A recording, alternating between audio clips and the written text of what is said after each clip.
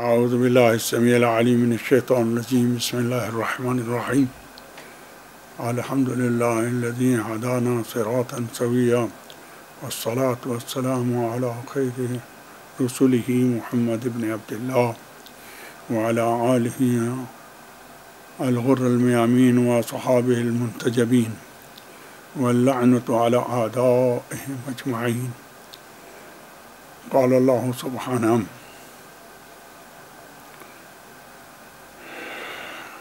یا ایھا الناس اعبدوا ربکم.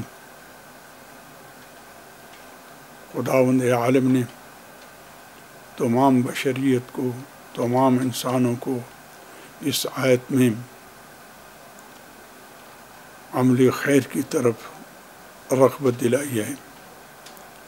وہ عمل خیر خدا کی اطاعت، خدا کی عبادت ہے.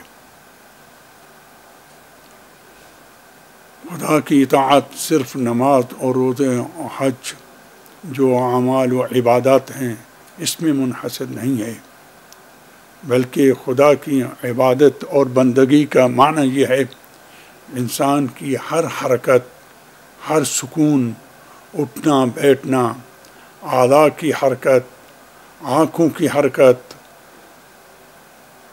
کان سے جو سنتے ہیں، منہ سے جو بولتے ہیں، ناک سے جو سونگھتے ہیں، ان تمام امور میں، تمام حرکات و سکنات میں ہم خدا کی عبادت کرنا چاہیے اور عبادت کرنے کا حکم دیا ہے.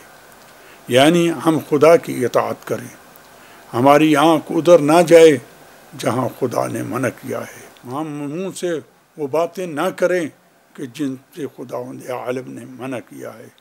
اسی طرح ہمارے تمام اعضاء و جوارح کی حرکات جو ہیں، ہاتھوں کی انگلیاں، پاؤں کی انگلیوں کے اشارے، حتیٰ آنکھ کے اشارے بھی خدا کی اطاعت سے خارج نہیں ہونے چاہیے.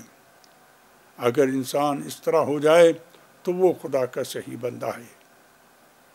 دیکھیے کائنات، زمین و آسمان، سورج، چاند، ستارے، ہوا، بادل، بارش، یہ سب خدا کی اطاعت میں ہیں.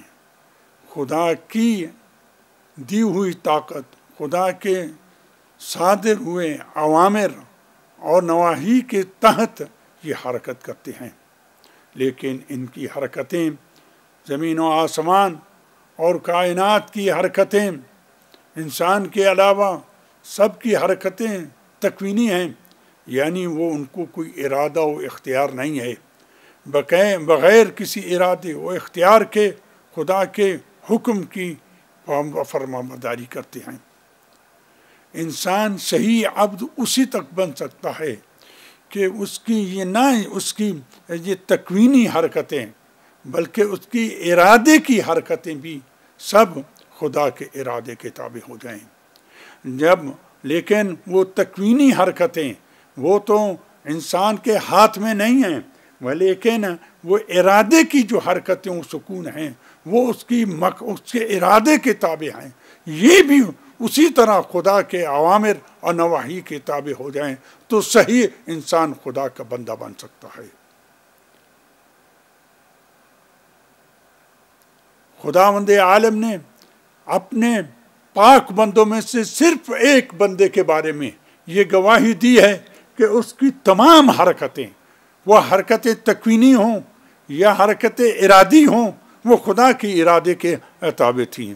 وہ رسول اسلام ہے. فرمایا ما ينطق عن الهوى ان هو الا وحی یوحی، کہ رسول کی کوئی حرکت بھی خدا کے ارادے کے باہر نہیں ہے. آئمہ وقیہ معصومین انبیاء وہ اس منزل تک نہ پہنچ سکے، لیکن خداوند عالم نے ان کو بھی معصوم بنایا. ان کے ارادے، ان کی حرکتیں کبھی معصیت کی طرف نہیں تھیں، لیکن یہ مرتبہ کہ ہر لحظہ، ہر حرکت، ہر سکون، حتیٰ دل کی حرکتیں بھی خدا کے ارادے کے تابع ہوں، یہ خداوند عالم نے یہ شرف صرف رسول کائنات کو عطا فرمایا۔ ما ینطق عن الہوی ان هو الا وحی۔ خداوند عالم نے اس کائنات کو اس لیے خلق نہیں کیا کہ وہ اس کا محتاج تھا والعیاذ باللہ، بلکہ اپنی قدرت کو ظاہر کرنے کے لیے، تاکہ لوگ اس کی قدرت پر ایمان لائیں اور اس کی اطاعت کریں۔ اس طرح وہ لوگ خدا کی عظمت کے سامنے جھکیں اور خدا کے صحیح بندے بن جائیں، اور اس طرح ان کو خدا کی طرف سے نعمتیں اور حاصل ہوگی، دنیا میں بھی و آخرت میں بھی۔ لیکن جب خداوند عالم دیکھتا ہے کہ لوگ اس کی اطاعت کے لیے تیار نہیں ہیں، سرکش ہو گئے ہیں، تو خداوند عالم کورونا جیسی وبائیں دنیا پہ مسلط کرتا ہے۔ آیت خداوند عالم ہے وَلَوْ أَنَّ أَعُوذُ بِاللَّهِ مِنَ الشَّيْطَانِ الرَّجِيمِ لَوْ أَنَّ أَهْلَ الْقُرَىٰ آمَنُوا وَاتَّقَوْا لَفَتَحْنَا عَلَيْهِمْ بَرَكَاتٍ مِّنَ السَّمَاءِ وَالْأَرْضِ وَلَٰكِنْ كَذَّبُوا۔ بار بار قرآن میں یہ کہ جو بھی عام بلا، موت و حیات انسان کی زندگی کا لازمہ ہے، نہ کہ یہ بلائیں جو عمومی خصوصاً عمومی بلائیں جو انسان پر آتی ہیں، وہ انسان کی بدبختی اور گمراہی اور خدا انسان کے انحراف کے سبب ہوتا ہے۔ ظاہر ہے ان آیتوں کا مطلب یہ نکلا کہ یہ کرونا کی وبا بھی ہماری بدبختیوں، ہماری نافرمانیوں، ہماری غیر راہ روی کا نتیجہ ہیں۔ لہذا اگر ہم اس وبا سے اور دوسری وباؤں سے چھوٹنا چاہتے ہیں تو ہم خدا کی پلٹائیں، خدا کی رحمت میں آ جائیں، خدا کی اطاعت میں آ جائیں۔ خدا کی اطاعت خدا کی رحمت ہے۔ خلوت میں بیٹھ کر اپنے گناہوں کا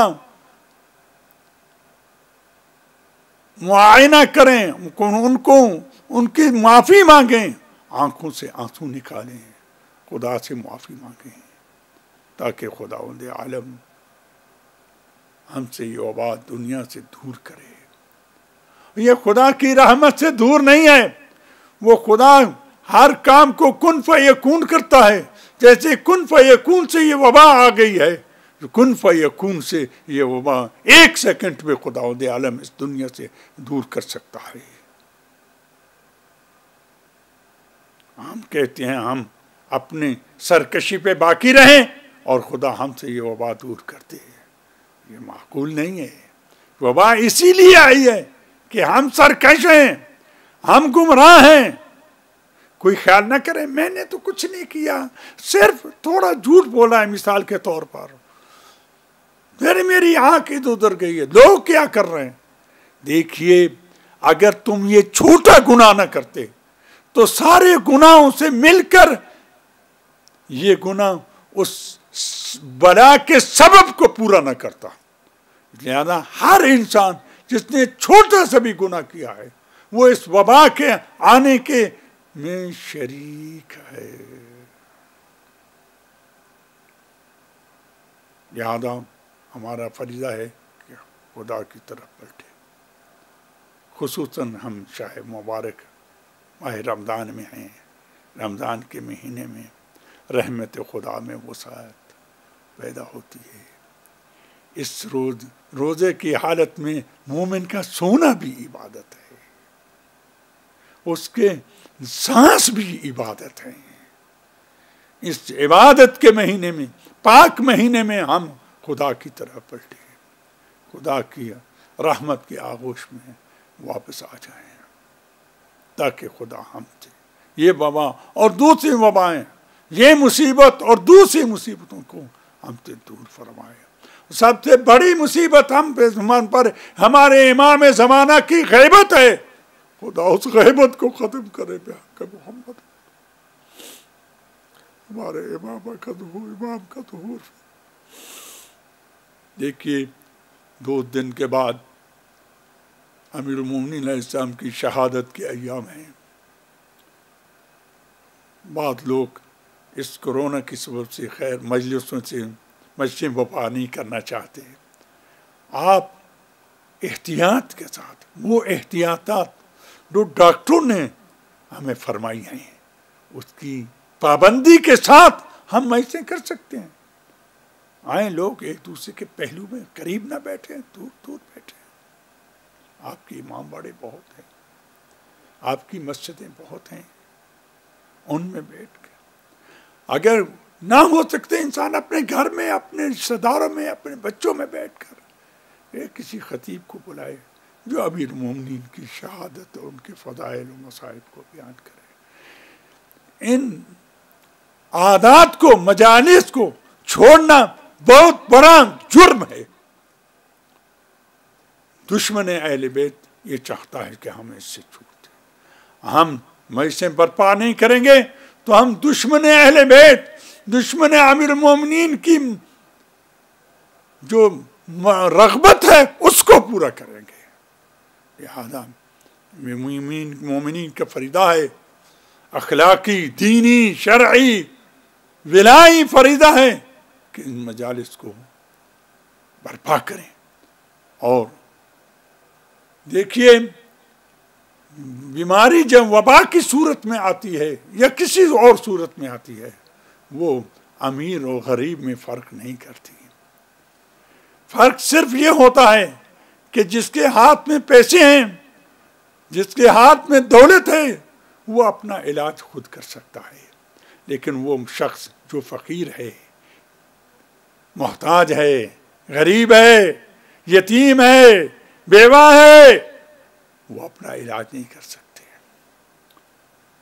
جن کو خداوند عالم نے رزق سے نوازا ہے، اس کے رزق میں وسعت عطا فرمائی ہے، ان کا فریضہ ہے کہ ان غریبوں کی طرف نظر کریں. اپنے پڑوس میں، پڑوس کے علاوہ دور دراز جہاں یتیم، غریب، مسکین، بیوائیں جن کے پاس علاج کو نہیں ہے، یہ کھانے کو نہیں ہے، روزہ رکھتے ہیں، روزے کے افطار کے لیے کچھ نہیں ہے، ان کی مدد کرو.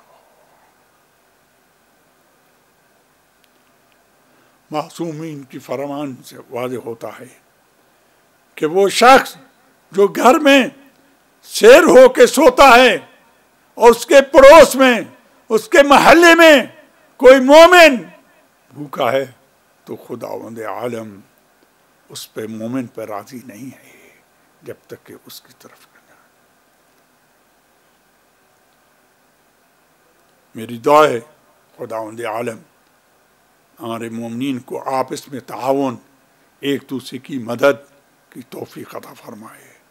اور میں امیر المومنین علیہ السلام کی شہادت کے موقع پر مجالس کو قائم کرنے کی توفیق عطا فرمائے، غریبوں کی مدد کی توفیق عطا فرمائے. اور دعا کریں خداوند عالم جیسے ہمیں اس ماہ رمضان میں روزے رکھنے کی توفیق عطا فرمائی ہے یا کوئی اور عبادت کی توفیق عطا فرمائی ہے، آئندہ سال میں بھی ہمیں خدا اس رحمت سے نوازے اور ہم آئندہ سال میں ماہ مبارک کی برکت سے محروم نہ ہو جائیں. اللہم صلی علی محمد وعلی محمد. والسلام علی المومنین جمیعا ورحمۃ اللہ وبرکاتہ.